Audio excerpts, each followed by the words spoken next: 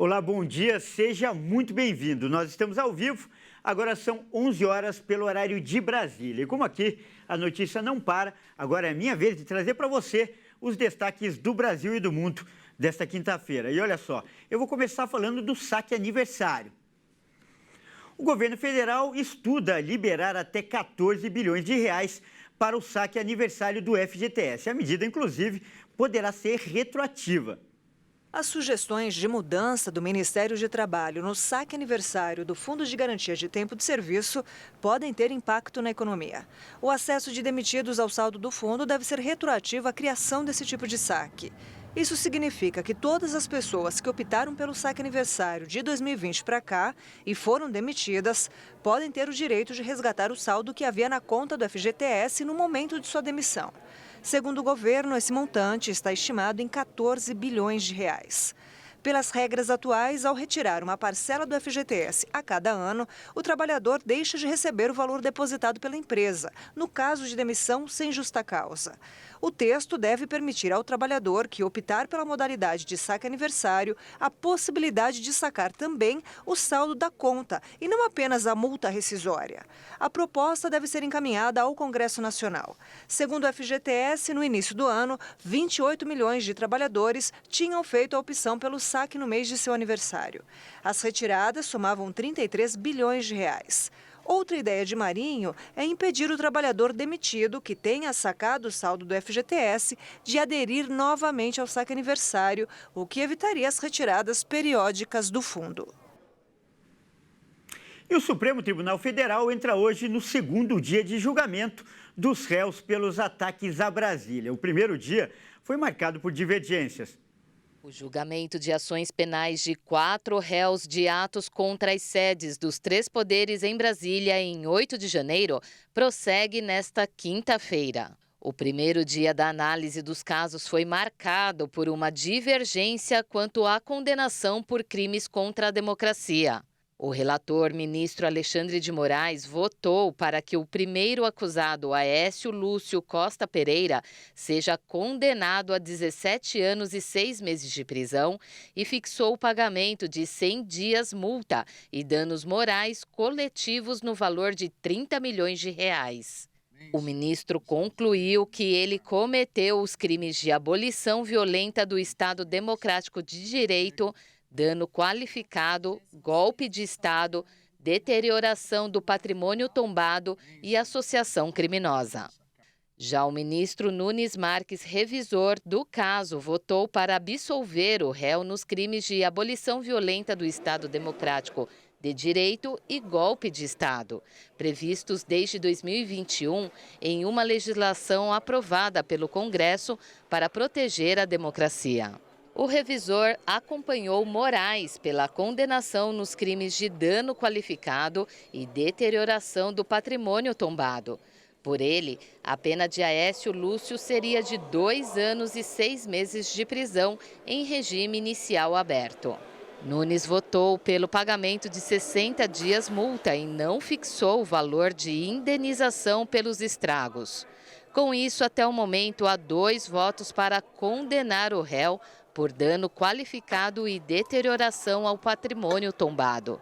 Já em relação aos crimes de golpe de Estado, abolição violenta do Estado Democrático de Direito e associação criminosa, o placar está em 1-1. E vamos agora aos destaques internacionais. A Organização Meteorológica Mundial afirmou que a tragédia na Líbia, onde as inundações mataram cerca de 4 mil pessoas, podia ter sido minimizada.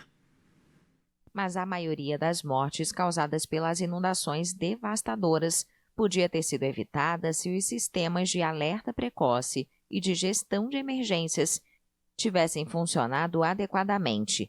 A afirmação foi feita nesta quinta-feira pela Organização Meteorológica Mundial da ONU.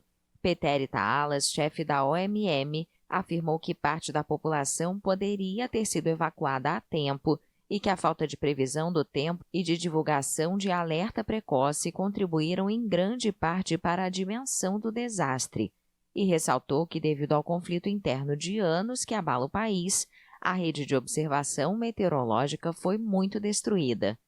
A Líbia, que sofre de instabilidade política há anos, continua abalada pelas inundações repentinas que, desencadeadas pela tempestade Daniel, atingiram o leste do país no fim de semana.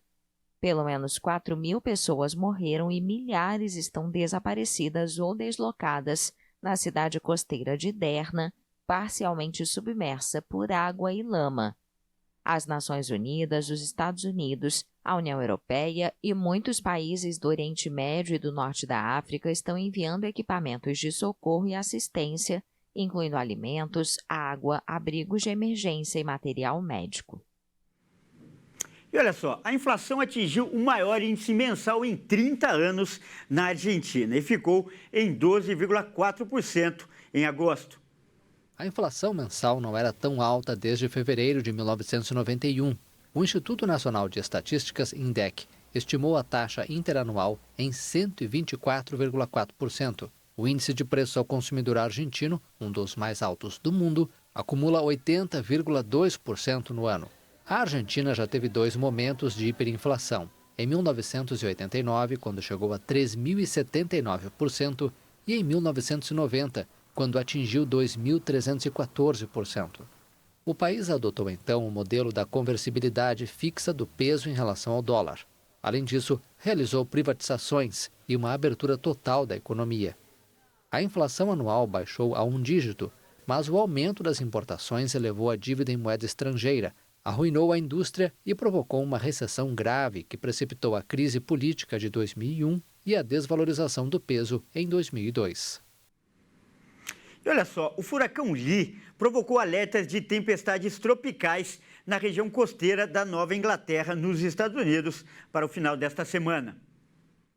Segundo o Centro Nacional de Furacões nos Estados Unidos, existe a possibilidade de chuvas fortes e inundações costeiras em partes do leste do Maine no sábado e um alerta de furacão foi emitido para a área. O Centro de Furacões também alertou que há potencial para inundações de tempestade com risco de vida em partes do sudeste de Massachusetts, incluindo Cape Cod e Nantucket, na noite de sexta e sábado. Um alerta de tempestade foi emitido lá, em Stonington, Maine, outra possibilidade de furacão até a fronteira entre Estados Unidos e Canadá, bem como para partes de New Brunswick e Nova Escócia. A população também foi alertada para risco de uma tempestade tropical em grande parte da costa da Nova Inglaterra. Os ventos do furacão Lee podem chegar já na noite de sexta-feira em partes da Nova Inglaterra e na costa atlântica canadense. A enorme tempestade que foi classificada como um furacão de categoria 2. A tempestade teve ventos máximos sustentados de 168 quilômetros por hora. Bom, é isso aí. Essa edição fica por aqui. Eu agradeço demais pela sua companhia e convido a continuar ligado em nossa programação, porque às 13 horas eu volto e junto com a Dani Paris com mais notícias para você. Até mais.